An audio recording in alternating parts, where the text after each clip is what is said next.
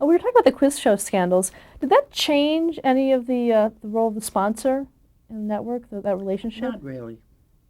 Not really. Uh, it just made the producer be more honest and uh, more more careful. It, all of it.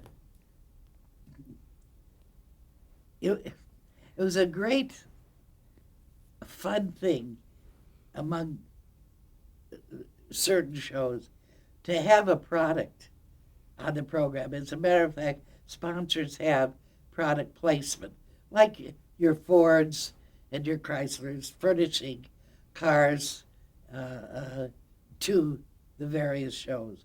But it used to be if you'd mention a cigarette, you'd get cartons of cigarette from the sponsor.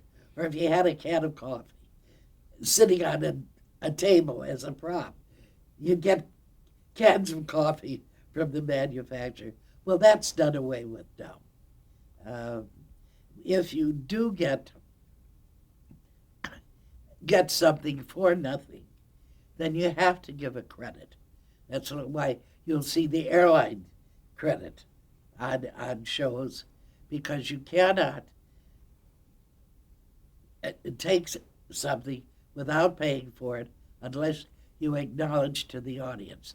And you will see on your shows today a list of people, of companies that have provided either prizes or consideration for the mention of their name on the show. You have Wheel of Fortune with the jackpot sponsor who pays for that, because that's advertising. It's not a commercial, but it's advertising. Now, would something like that go through your office? No, no. That's handled by product play. But it used to be, we represented, I think was it Queen for a Day or one of the shows that I was involved with, that they did get some sponsors, and they needed that to help finance the program. So I was aware of it, but we didn't do that. Let's talk a little bit about William Morris and networks. Early on, it was very involved with ABC, the early ABC. Were you involved at all with that? Well, I don't know quite what you mean by ABC. Well, we did a lot of packaging Oh, of we did a shows. lot of packaging with ABC. Sure, we supplied it was a great opportunity for William Morris to sell shows because ABC needed them. Danny Thomas was one of the first shows on ABC, but it didn't become a hit until we moved it to CBS in the Lucy time slot, and then it just took off. But we had a great relationship with ABC. We had Real McCoy's was on ABC. That Girl was on ABC. ABC was my network at the time. I was always over there. Pearl Bailey. We had a series with ABC. Uh, it it was it just was. I think they liked what we sold them, and we had, as I said, we had Mod Squad with ABC with Thomas Spelling, and that was the first cost plus deal that I know of that was negotiated with the network, where the network paid the entire cost of the program, but the way we were able to work it out was we established an artificial license fee, that if they were licensing the program, they would have paid. And anything over and above that, they got to recoup in first position. And they also got the distribution rights, which went to World Vision, when they had to split up the networks. That's so funny. You have World Vision, ABC, Viacom, CBS, and what was NBC distribution. They had Republic before Republic. I can't think of it. And the networks were forced to divorce in the same way that the studios were forced to give up their theaters. The networks were forced to divorce their distribution. When the networks bought a show from an independent, they also got the right to distribute it. That was part of the whole thing. So that's when Viacom spun off CBS and World Vision spun off ABC. And now guess what? Viacom owns CBS, it owns Paramount, it owns World Vision, it owns Nickelodeon, MTV. And just recently, the FCC commissioner wanted to allow the big companies to up their ownership of stations from 35% to 40 or 45%. I don't know whatever has happened to monopoly. Going back to Mod Squad and the Cost Plus, how did that come about? Well, we knew it was going to be an expensive show. And we had to bring creative thinking to it because Danny and Aaron didn't want to be faced with huge deficits in case the show did not do well. Is it Danny Thomas and Aaron Spelling? Yeah. It was Thomas Spelling Productions. So we came up with this idea. Rather than have them go to the bank and borrow money and then let ABC step up and finance the entire production. Now, if a show, let's say an hour show in that time sold for something, you're not going to believe this, like $160,000 or $170,000 an episode. That wasn't the licensing. We agreed upon what a license fee would be for if they went out and licensed an hour show. And we all know what prices are in the business. You know what Warner's gets, what MGM gets, and that. There aren't that many secrets among the business community. So we said, okay, now we can do it this way. You finance it. And as a matter of fact, in setting the license fee, as I recall,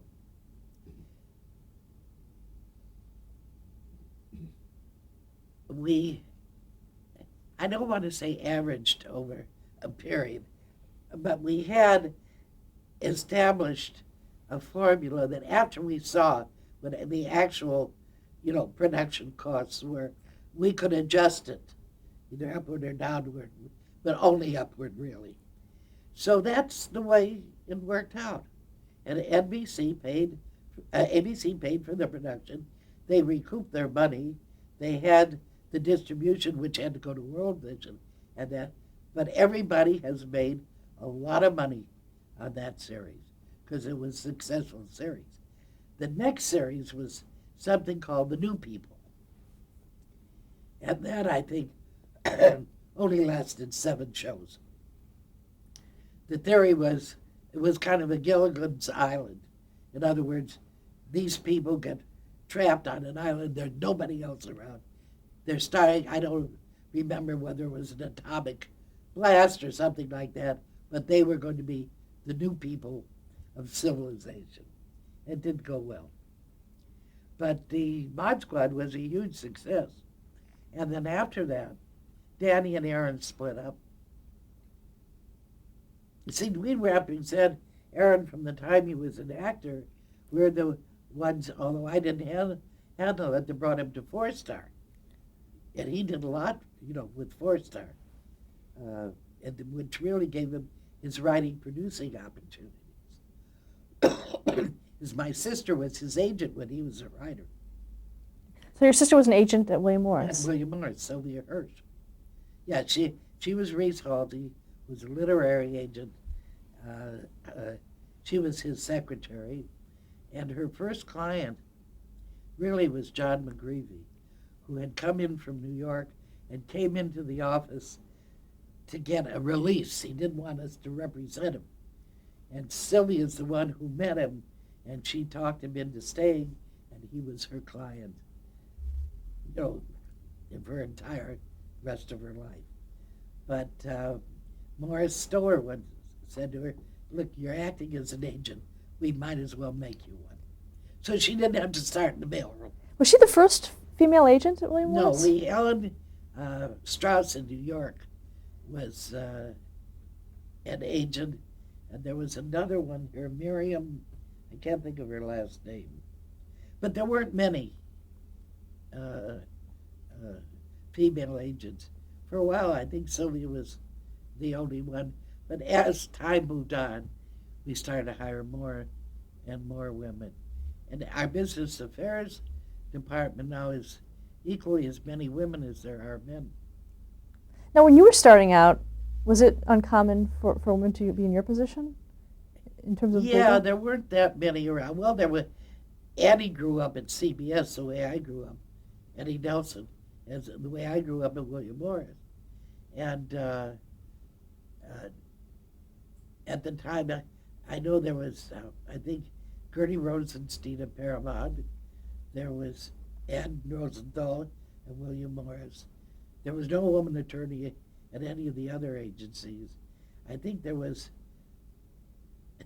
Tolkien was an attorney at MGM. And then the Writers Guild head attorney was a woman. And then Nora Padway was their attorney out here. And Nora had been an attorney for the Teamsters Union, Jimmy Yoffin, back in Detroit before she moved out here. So she was a union attorney. But no, it started to change after that, but it took a long time. Did you feel you were treated differently as a woman? Oh, I would have made more money if I were a man. No question about it. But as far as treatment, as I told you, Phil Wellman was great. Whoever I dealt with in the business, I very seldom ran into a prejudice. But there's one story, it's a little dirty. I was meeting with, Harold Breacher was the agent, and our client was Johnny Weissmuller, and we were meeting at Columbia for Johnny to star in something called Jungle Jim. And we're meeting with an important executive. And while I'm sitting there, he excused himself to go to the bathroom. And he left the door open while he tinkled. And he came back, and he sat at his desk, and he looked at me, and I'm sure my face must have been red, but I picked up at the point where we and ignored it completely. That was about the only time I ran into that kind of thing. I'll never forget it, though. You think he did it intentionally? Oh, sure. Oh, he wanted to embarrass me. Put me in my place. No keys to the executive washroom. No, it was funny. Well, he was an old timer. But we got the deal we wanted. In 1958, you worked on the Writers Guild of America's live agreement. Yes. What was that? They had negotiated a new agreement, and it had many provisions in it about reversion of rights, and it was one of the most complicated guild agreements I have ever seen. And Nora was at the Writers Guild, and we had a lot of clients because this was live television, variety television, and there was a lot of it in those days. So I had to sit and read it, and it got to be kind of an inside joke that the only two people who understood the live agreement was Ruth Engelhardt and Evelyn Burke, who was head of WGA in New York. So I got offered a job by the Writers Guild. And I'd asked if I could bring my secretary. I seriously considered it. And they said yes, but no sacred cows. And I don't know. I thought about it, and I thought, gee, I don't really want to move. I don't want to leave William Morris. I'm going to stay where I am. And I never regret it. I was also offered a job. Let's see, I got my break in '54. I think it was later that year. Jimmy Safir was Bob Hope's agent. And he had a girl, secretary, Carmelita Zook, who was a really nice gal, an older woman. And she retired. And Jimmy asked me to come to work for her. I was making $100 a week then. Now, I'm doing the work of an attorney, you understand. And he offered me $150. And I thought about it, and I said, no, if I come with you, Jimmy, I'll always be a bright girl. I'm a lawyer. I'm going to be a lawyer. I'm going to stay where I am. And I've never regretted it.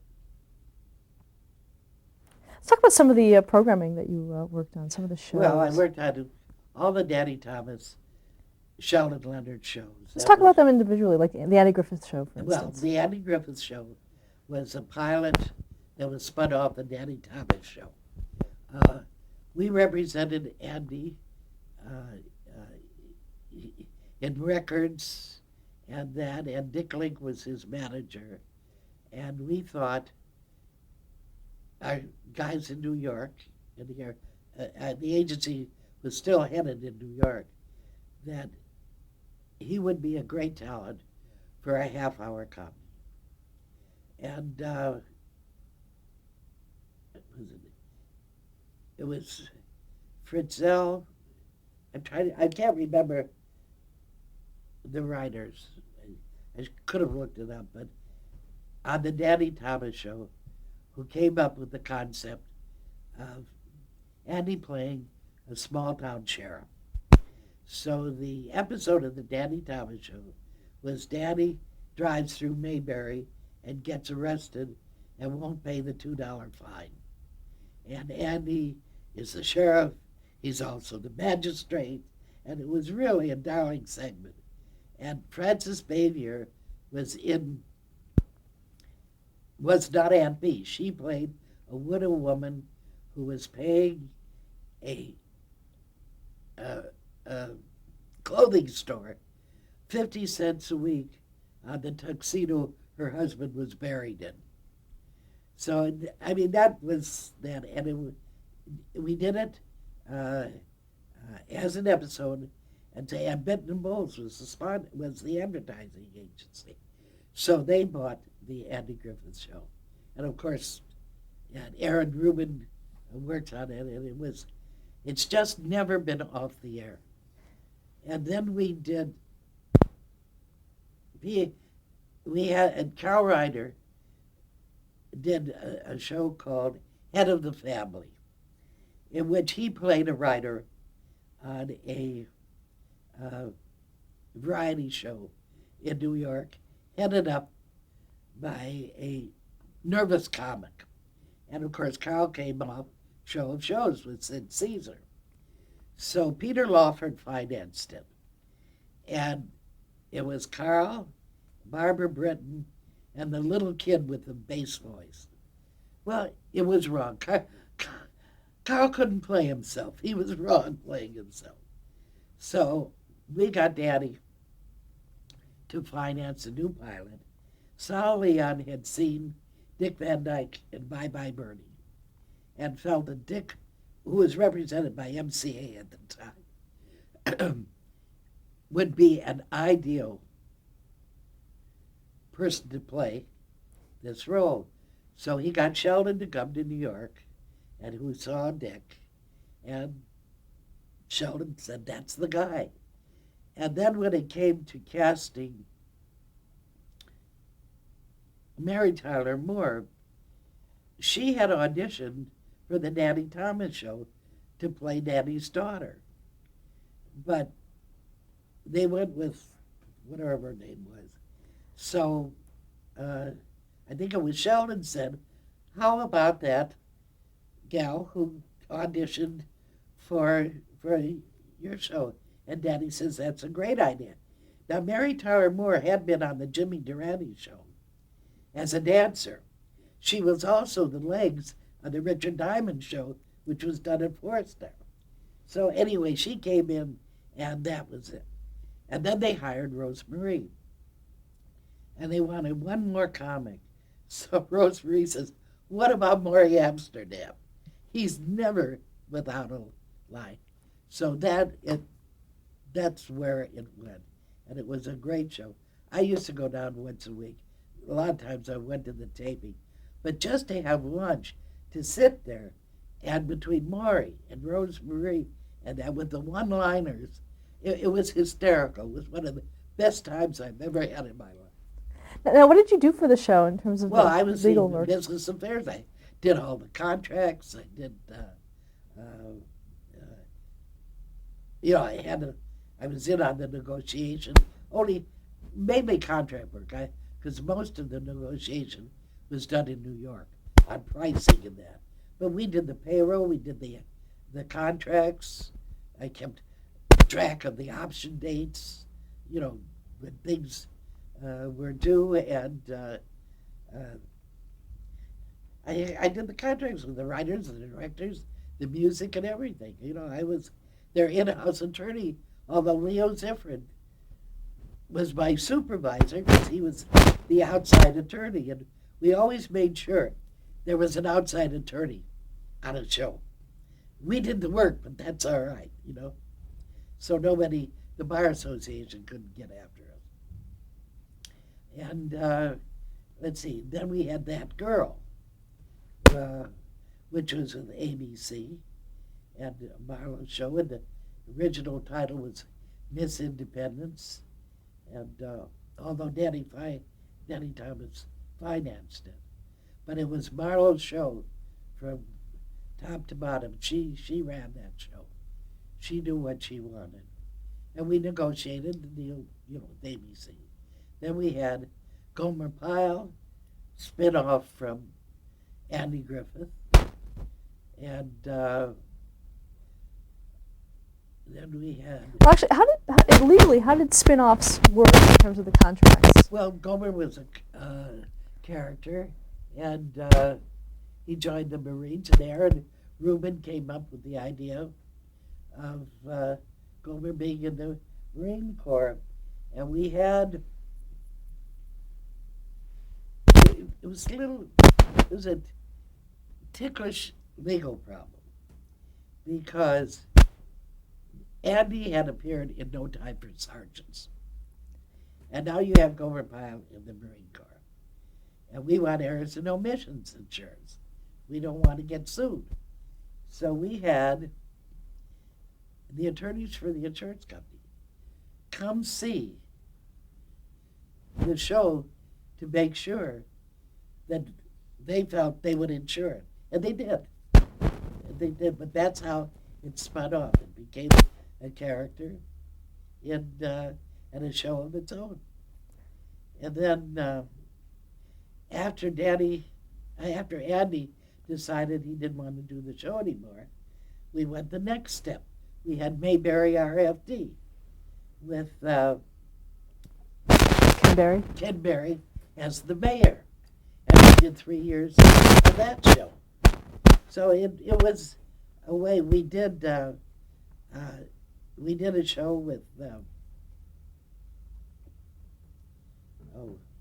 Jose Jimenez. Bill Dana? Bill Dana.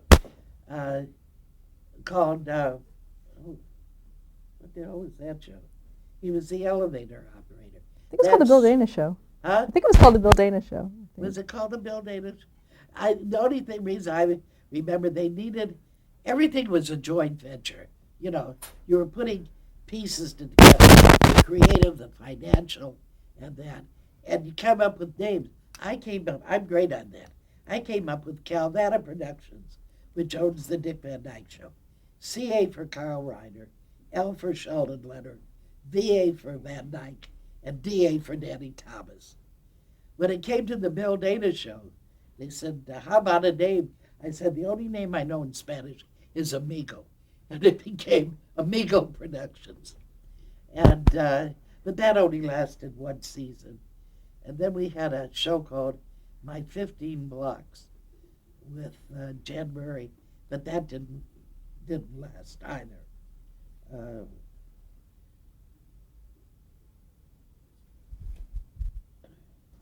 And I'm trying to think of what we got.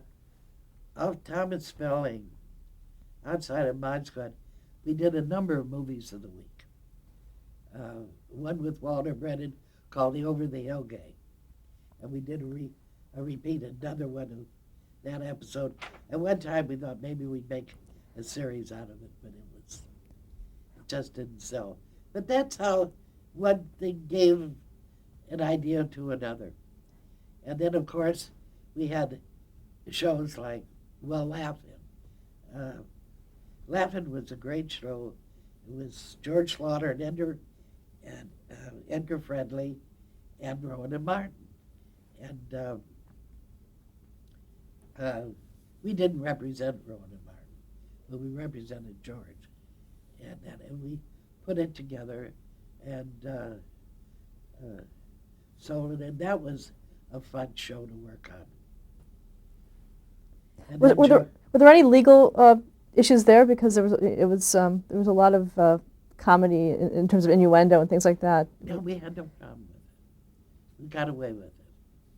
You know, times changed, and we had minute buyers, and the whole idea of this was it was an irreverent show, and the people were ready for an irreverent show. So the problems that you had in prior years weren't the same. Look at what's on the air today. I can't believe it when I think of the problems that we used to have. It doesn't seem like almost anything is bad taste anymore. But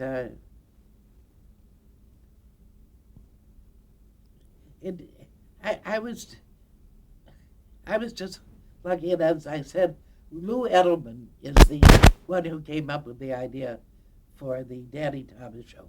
He had produced I'll See You in My Dreams with star Danny and Doris Day.